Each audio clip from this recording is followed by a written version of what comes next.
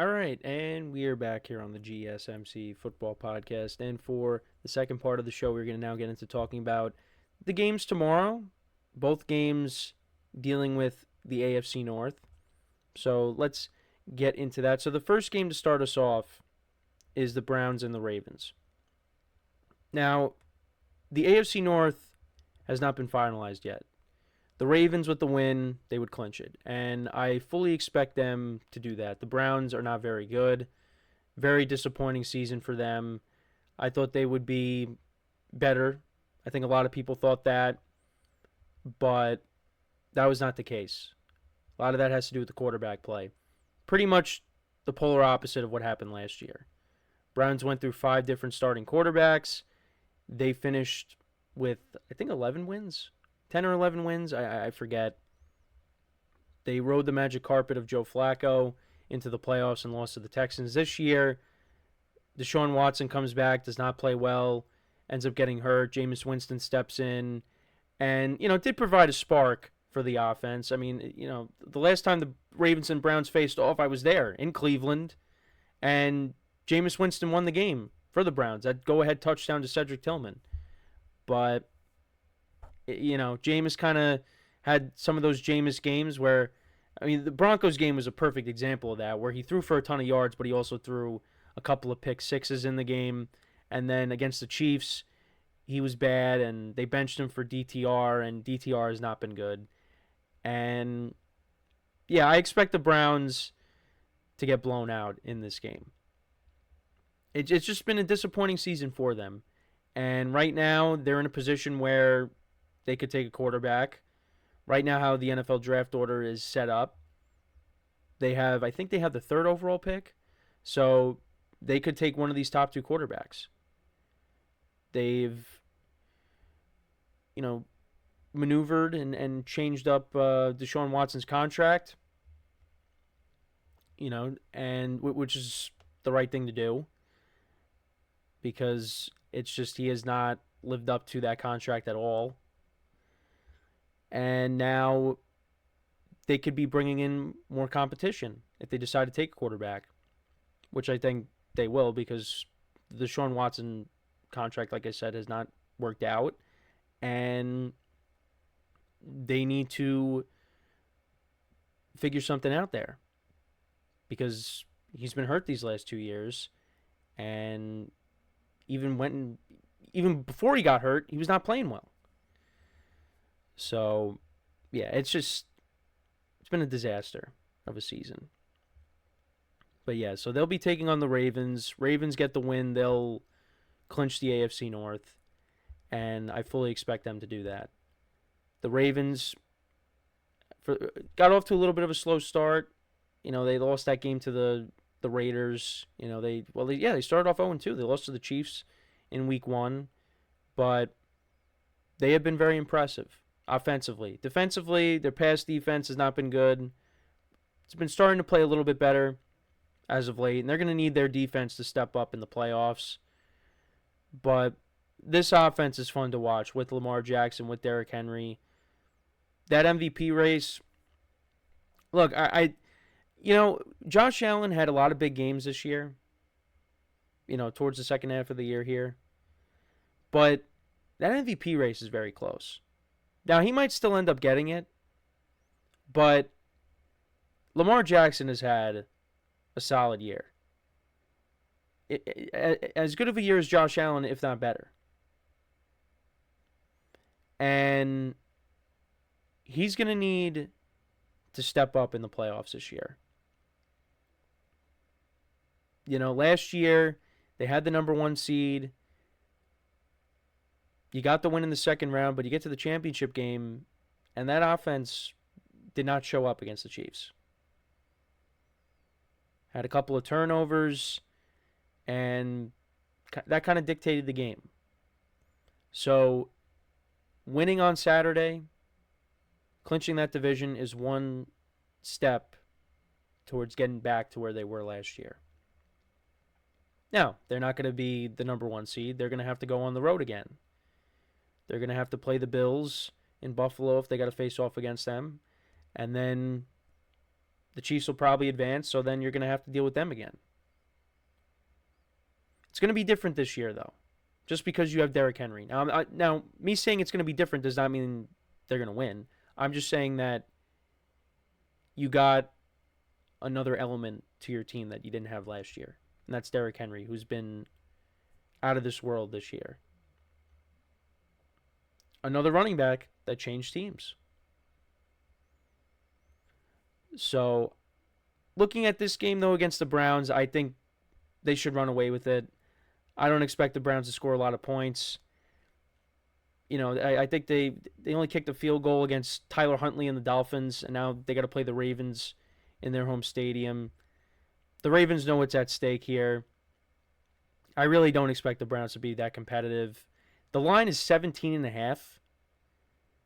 It's a very big number, but I think the Ravens should win by 3 scores, at least. I don't anticipate the Browns to keep up with them. DTR has not played well. Actually, the line is now going to 20. My spread pool is at 17. So yeah, I'm taking the Ravens. I think they should cover. It's a big spread. It's a very big spread. This might be the biggest spread of the year. But I think that the Ravens should cover. They'll definitely win, but covering they might not be covering till the fourth quarter. So yeah, Ravens win and they'll clinch the AFC North. So now that leaves the second game. The Cincinnati Bengals and the Pittsburgh Steelers. The Steelers have lost 3 straight. It looked like maybe they were on their way to winning this division and hosting a home playoff game. That's not the case here. They could possibly be the 6th seed by the end of this week if they lose. So then they would have to play, they'd have to play the Ravens for a third time. So they're trying to find that magic that they had before the 3-game losing streak. But yeah, it's just teams not been playing well. And they've been going against, really it's because they've been going against better competition. Going up against 3 Super Bowl contenders. I mean, they did not belong on the same field as the Chiefs last week. That was an embarrassment. The defense let Patrick Mahomes do whatever he wanted. They could not really get any pressure on him. And Russell Wilson and that offense turned the ball over. And they really couldn't get anything going. Now, against the Bengals, they put up 44 points against them. They're going to be able to move the ball against this defense. But it's going to be up to their defense to try to stop Joe Burrow and this Bengals offense, which is rolling right now. They were 4-8. It looked like their season was pretty much over. But for the moment, their season is still alive. They still have a chance. But they're going to need some help. They need to win. And they need the Dolphins and the Broncos to both lose. Now, the Dolphins are going to be starting Tyler Huntley. Most likely. Doesn't seem like Tua is going to play. Now, if Tua plays, you like the Dolphins' chances of winning that game. Now, the Dolphins could still win just because they're playing the Jets and the Jets are not very good. But who knows? And then when it comes to the Broncos and Chiefs game, the Chiefs are resting their starters. But, there's no guarantee that the Broncos win this game. That's coming up on Sunday. We'll have to wait and see. But when it comes to the Bengals and Steelers game, I think the Bengals offense is going to be able to move the ball at will. Joe Burrow is going to have another big game, and he's going to have to. This team is in playoff mode right now to try to get in. On Saturday, I think it was his 9th game where he threw at least 250 yards, and he had 3 touchdowns. I think that's what the stat was, which is an incredible stat, because that just shows you how good of a season he's had despite the Bengals record. And if the Bengals record was better, you could make the case he's the MVP. But because of the Bengals record and that they're probably not going to make the playoffs, he's not going to get it. but you never know. I would love to see the Bengals make it because, to see Joe Burrow and that offense in the playoffs makes the playoffs better. And we would see Joe Burrow and the Bengals take on Josh Allen and the Bills in the first round, which sign me up for that. But if we get the Broncos and the Bills, so be it. The Broncos, they kind of deserve it. I shouldn't say kind of. They do deserve it. Sean Payton's done a nice job turning that team around. But I'm going to take the Bengals to win Saturday and at least, put them in a position where if the other two teams lose, then they're in. I think they at least win on Saturday because I don't like what I'm seeing from the Steelers offense as of late. I think going up against the Bengals, they'll be able to move the ball better. But I just think the Bengals are in that mode right now. And, hey, if they make the playoffs, that would be great for them. But they're at least going to go out on a high note and finish over 500. So I'm going to take them to win this game. I don't think it's going to be 44-38. I think maybe you see like a 28-24 game, something like that. I mean, if we get 44-38 again, okay, sign me up for it.